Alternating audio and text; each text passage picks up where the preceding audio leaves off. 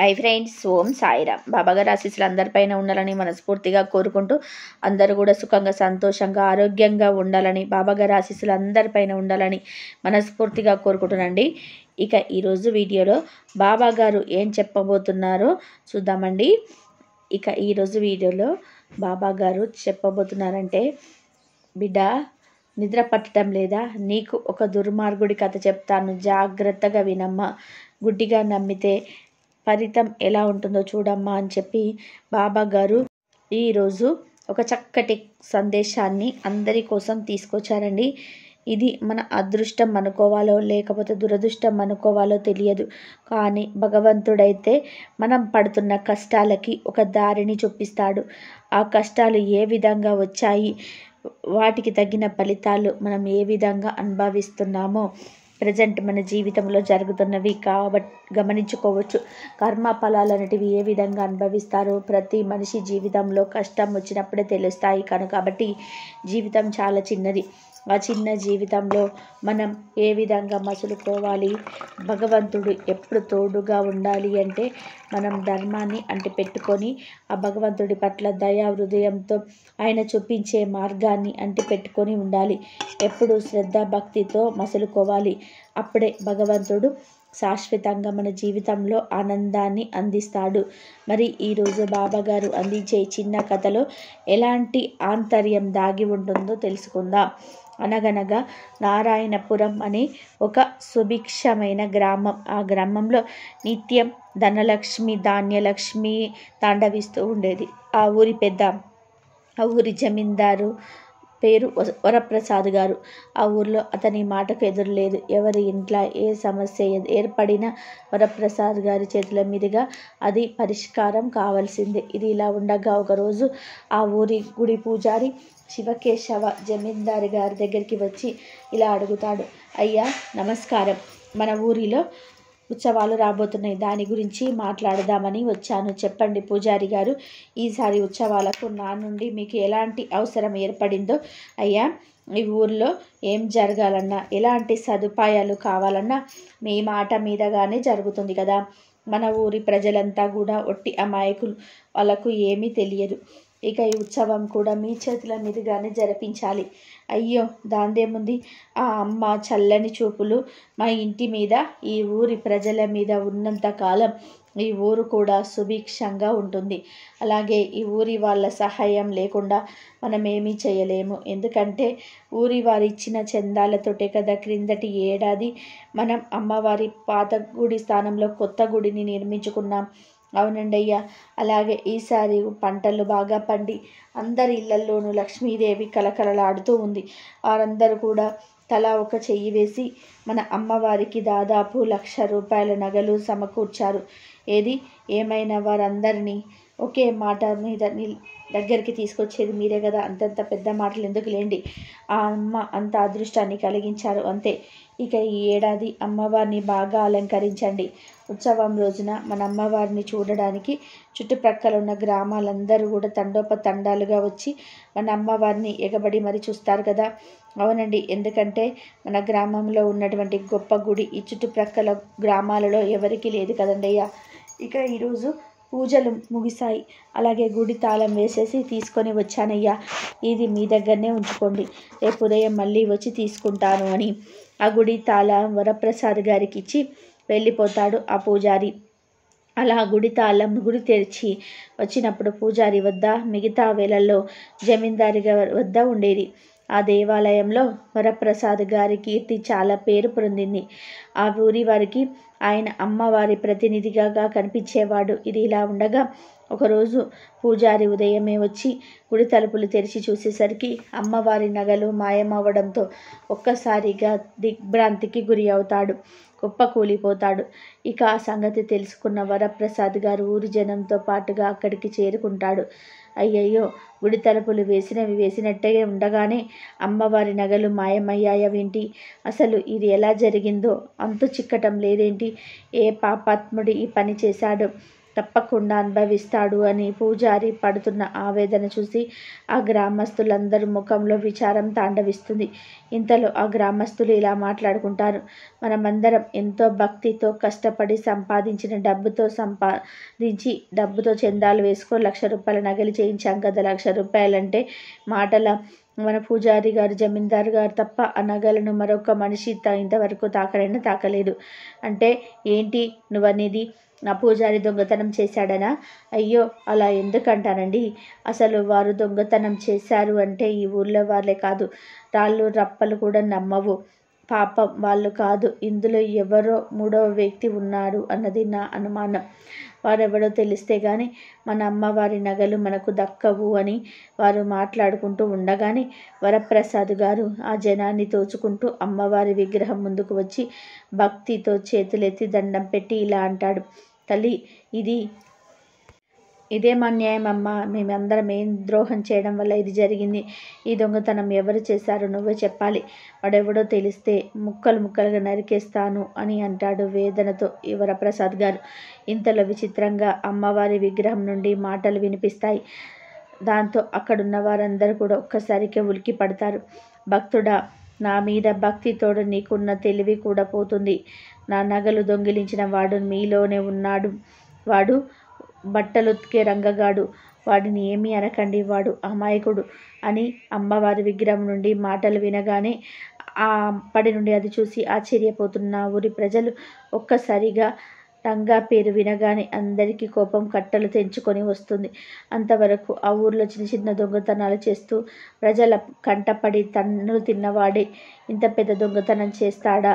అది కూడా అమ్మవారి సొత్తు అని ఆ ఊరి ప్రజలు రంగాన్ని బరబరా ఈడ్చుకొస్తారు. అప్పుడు వాడు తన మీదకు వచ్చిన నేరం తెలుసుకొని, అయ్యయ్యో, నాకేం తెలియదు బాబు, ఈ దొంగతనంతో నాకు ఎలాంటి సంబంధం లేదు. ఏదో నేను చిన్న దొంగతనాలు చేసుకుంటూ ఉంటానే కానీ అమ్మవారి నగలు నేనెందుకు దొంగలిస్తాను చెప్పండి? నా కళ్ళు పేలిపోతాయ్యా, నన్ను నమ్మి వదిలిపెట్టండి బాబు అని కేకలు పెడతాడు వాడు. అప్పుడు ఆ మాటలకు విన్నవారు ప్రసాద్ గారు ఇలా అంటారు. అవి అమ్మవారి నగలురా. అమ్మవారిని నువ్వేమీ అనవద్దు. ముందు ఆ నగలు ఎక్కడ దాచావో చెప్పు, నేను వదిలేస్తాను అని అంటాడు వరప్రసాద్ గారు. అలా ఎన్ని విధాలుగా అడిగినా కూడా రంగా మాత్రం నిజం చెప్పడు. చివరకు వరప్రసాద్ గారు అతడిని గుడిలోకి నెట్టి జాగ్రత్తగా ఆలోచించు. ఇక నువ్వు అసలు అబద్ధం చెప్పకూడదు. ఒకవేళ అలా అబద్ధం చెబితే అమ్మవారికి ఆగ్రహం వస్తుంది. ఆ తల్లి అనుగ్రహం కావాలి అంటే ముందు నిజం చెప్పు, లేదా ఆగ్రహం చూడాలి అంటే నెత్తురుకక్కుకొని చస్తావు అని రంగాన్ని హెచ్చరిస్తూ గుడికి తాళం వేస్తారు ప్రసాద్ గారు. ఇక ఆ రోజు అందరూ కూడా అక్కడి నుండి వెళ్ళిపోతారు. మరుసటి రోజు వరప్రసాద్ గారు వచ్చి గుడి తలుపులు తెరిచేసరికి ఆ రంగా నెత్తురు మడుగుల్లో చచ్చిపోయి ఉంటాడు. అది చూసి ఆ ఊరి ప్రజలు దిగ్భ్రాంతికి గురి అవుతారు. అప్పుడు పూజారి ఇలా అంటాడు. అయ్యో, ఇతని ద్వారా ఆ నగలు ఎక్కడున్నాయో తెలుసుకోవాలనుకుంటే ఇప్పుడు ఇతను కూడా చనిపోయాడేంటి? ఇంకా ఆ నగల సంగతి మనకెలా తెలుస్తుంది? ఏం చేస్తాం పూజారి గారు? ఆ అమ్మవారు అతడిని అలా శిక్షించినట్టుంది. ఇది గుడికి అశుభం కూడా. వెంటనే ఆ శవాన్ని బయటకు తీసి మిగతా కార్యక్రమాలు మొదలుపెట్టండి.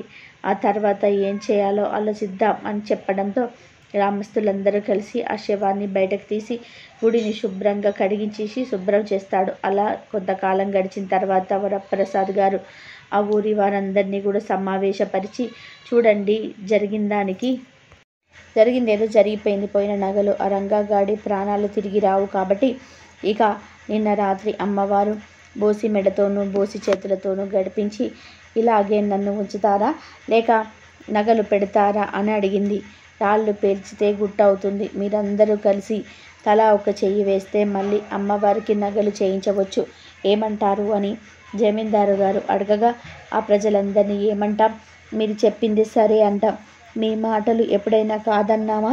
అలాగే చేద్దాం, మాకు ఎటువంటి అభ్యంతరము లేదు అని మళ్ళీ ఆ ఊరి వాళ్ళందరూ కూడా చందాలు వేసుకొని అమ్మవారికి నగలు ఏర్పాటు చేయడానికి ఒప్పుకుంటారు. ఆ విధంగా అమ్మవారికి త్వరలోనే ఆ నగలు ఏర్పాటు చేస్తారు. ఏడాది తిరగకుండానే మళ్ళీ అమ్మవారి నగలు రెడీ అవుతాయి.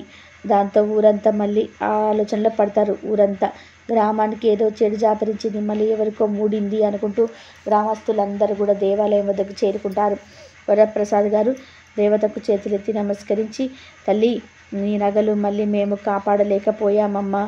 ఎందుకు మమ్మల్ని ఇలా పరీక్షిస్తున్నావు, శిక్షిస్తున్నావు? ఇంత దుర్మార్గానికి ఒడికట్టిన దుర్మార్గుడు ఎవడు? దయచేసి చెప్పమ్మా అని వేడుకుంటాడు. అయితే అమ్మవారు పలకదు. దాంతో వరప్రసాద్ గారు ఆవేశంతో ఆత్మహత్యకు తలపడి తన ఒడ్డులో నుండి చురకత్తి తీసి తనను తాను పొడుచుకోబోతాడు. అక్కడున్న ప్రజలందరూ భయపడిపోతారు. అంతలో విగ్రహం నుండి ఈ మాటలు వినిపిస్తాయి. భక్త, నువ్వు చావకు. ఈ ఊరి నుండి నేనే వెళ్ళిపోవాలి అనుకుంటున్నాను. మీ ఊరిలో దుర్మార్గులున్నారు. ఈసారి నా నగలు కాజేసిన వాడు ఆ వెంకటయ్య. అసలు నిజం చెప్పకూడదని అనుకున్నాను, కానీ నువ్వు ప్రాణత్యాగం చూడలేక ఈ విషయాన్ని చెప్తున్నాను అని అమ్మవారి విగ్రహం నుండి మాటలు వినిపిస్తాయి. ఆ పేరు వినగానే వెంటనే వెంకటయ్యను పట్టుకోవడానికి గ్రామస్తులు పరిగెడతారు. వరప్రసాద్ గారు వారందరితో ఇలా అంటాడు, ఆ వెంకటయ్యను ఏమీ అనవద్దు. ఈసారి వాడు నగలు జాడ చెప్పకుండా చావకూడదు. మళ్ళీ 1,00,000 రూపాయల నగలు మనం తేగలమా? అందుకే ఎవరు ఆవేశపడవద్దు అని అంటాడు వరప్రసాద్. కానీ ఆయన అనుకున్నట్టు జరగదు. ఆ వెంకటయ్య కోసం వెళ్ళిన వారు తిరిగి వచ్చి ఆ వెంకటయ్యను నిన్న రాత్రి బలవంతం పొందినట్టు చెప్తారు. ఈ మాటలు వింటూనే వరప్రసాద్ గారు కుప్పకూలిపోతారు. ఆయన స్పృహ తప్పి పడిపోవడం చూసి, అయ్యయ్యో జమీందారు గారు, మీకేమైంది? మన ఊరికి ఏమవుతుందో అర్థం కావటం లేదు. ఈ పరిణామాలు మన ఊరికి మంచిది కాదు. పూజారి గారు, దీనికి మీరే పరిష్కారం చెప్పాలి. వరప్రసాద్ గారికి అమ్మవారు అంటే చాలా భక్తి. ఆమెకు చేయించిన నగలు 2 సార్లు పోవడంతో ఆయన తట్టుకోలేక పడిపోయాడు. ఈసారి కూడా చందాలు వేసుకొని ఆ నగలు చేయిస్తామని అమ్మవారికి మొక్కుకోండి. అలాగే అమ్మవారు మనల్ని కరుణిస్తుంది. ఏమో చూద్దాం అని పూజారి గారు మళ్ళీ సలహా ఇవ్వడంతో మళ్ళీ ఆ గ్రామస్తులంతా కూడా చందాలు వేసి అమ్మవారికి నగలు చేయిస్తామని మొక్కుకున్నాకే వరప్రసాద్ గారు కళ్ళు తెరుస్తారు. ఇక కళ్ళు తెరవగానే వాళ్ళు ఇలా మొక్కుకున్నామని చెప్పగానే వరప్రసాద్ గారు వారిని మందలిస్తూ, మీకేమైనా మతిపోయిందా? నా ఒక్క ప్రాణం కోసం మీరు మీ ఇళ్ళన్ని గుళ్ళు చేసుకుంటారా? అదేం మాట అండి? మీరు చల్లగా ఉంటేనే కదా ఇల్లు వాకిలు అనేవి అంటారేంటి?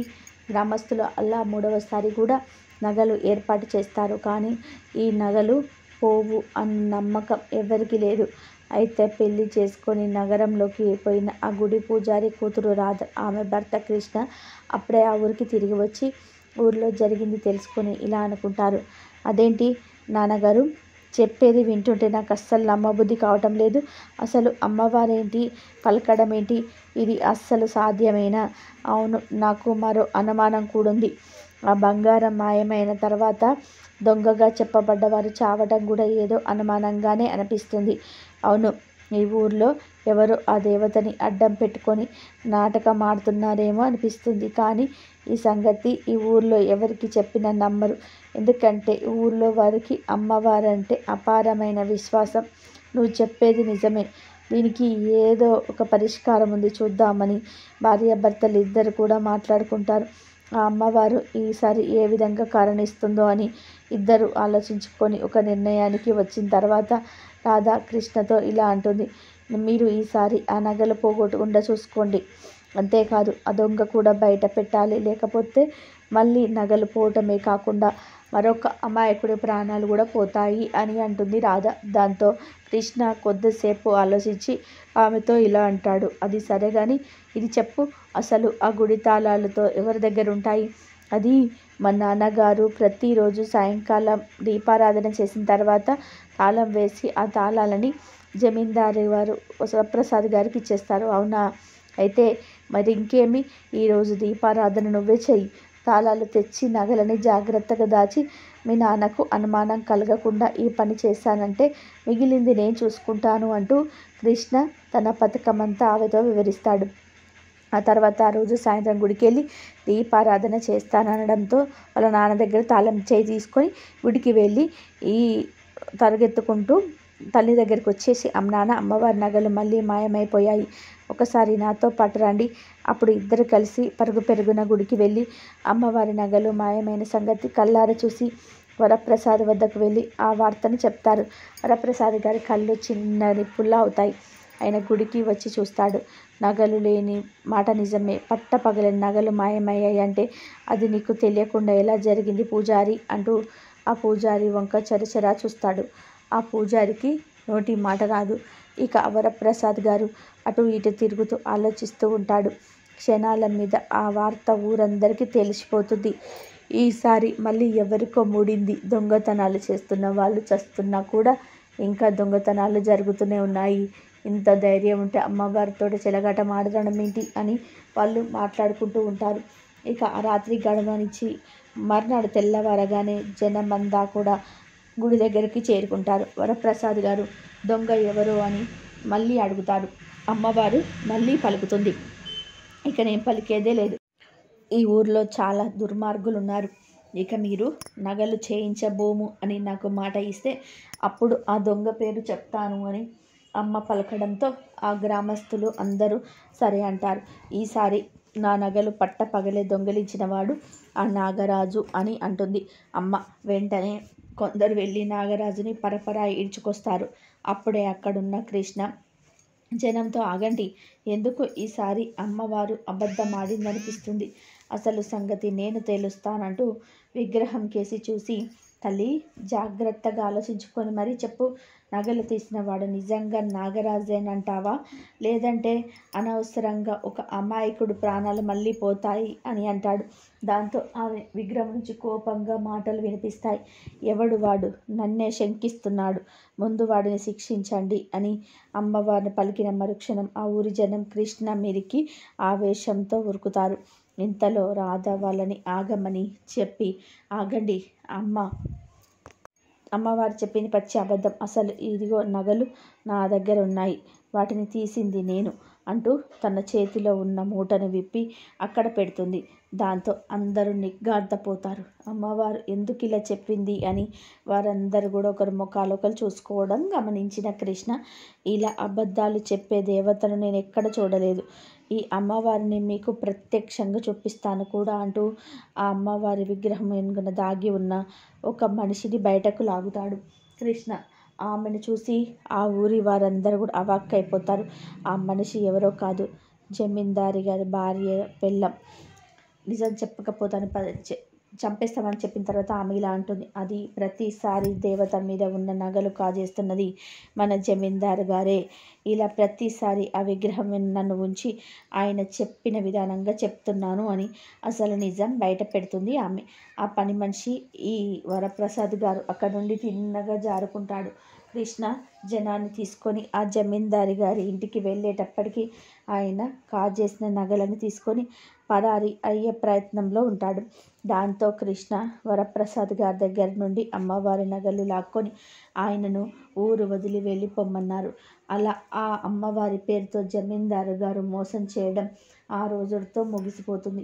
ఆనాటి నుండి ఆ ఊరి జనమంతా కూడా తామే అమ్మవారి బాగోగులు చూసుకుంటూ ప్రతి ఏడు ఉత్సవాలు నిర్వహిస్తూ ఉంటారు. ఈ విధంగా గుడి పూజారి కూతురు అల్లుడు చేసిన మంచి పనికి ఆ ఊరంతా కూడా మెచ్చుకుంటారు. చూసారా, దీన్ని బట్టి బాబా గారు మనకు ఎలాంటి సందేశం ఇచ్చారు. మన చుట్టూ దుర్మార్గులు ఏ విధంగా ఉంటారు, మనల్ని మోసం చేసేవాళ్ళు మన చుట్టూనే ఉండి మన పతనాన్ని కోరుకునేవారు ఎందరో ఉంటారు. మనకు జాగ్రత్తగా ఉండాలి. అందరూ నా వాళ్ళే అని మాత్రం నమ్మకూడదు. ముఖ్యంగా మనం ఎంతగా నమ్ముతూ ఉంటామే అలాంటి వాళ్ళే మనల్ని మోసం చేస్తూ ఉంటారు. వాళ్ళ మోసం ఒక్కసారిగా బయటపడి మనం తట్టుకోలేము.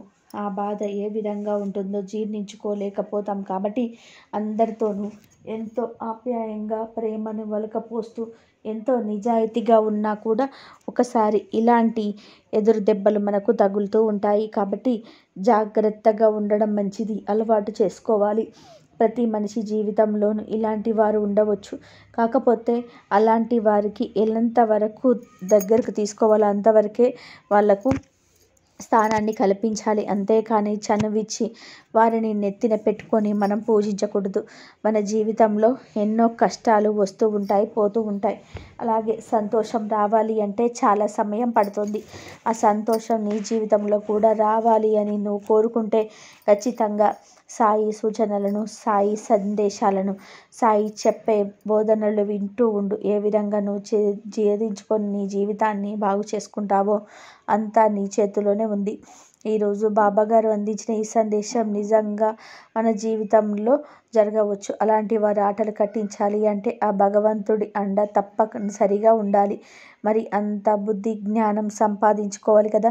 మరి ఈరోజు బాబాగారు అందించిన ఇంత గొప్ప సందేశాన్ని ప్రతి ఒక్కరికి అందేలాగా షేర్ చేయండి, లైక్ చేయండి. మరొక మంచి వీడియోతో మీ ముందుంటాను. అంతవరకు సెలవు. సర్వే జన సుఖినో భవంతు.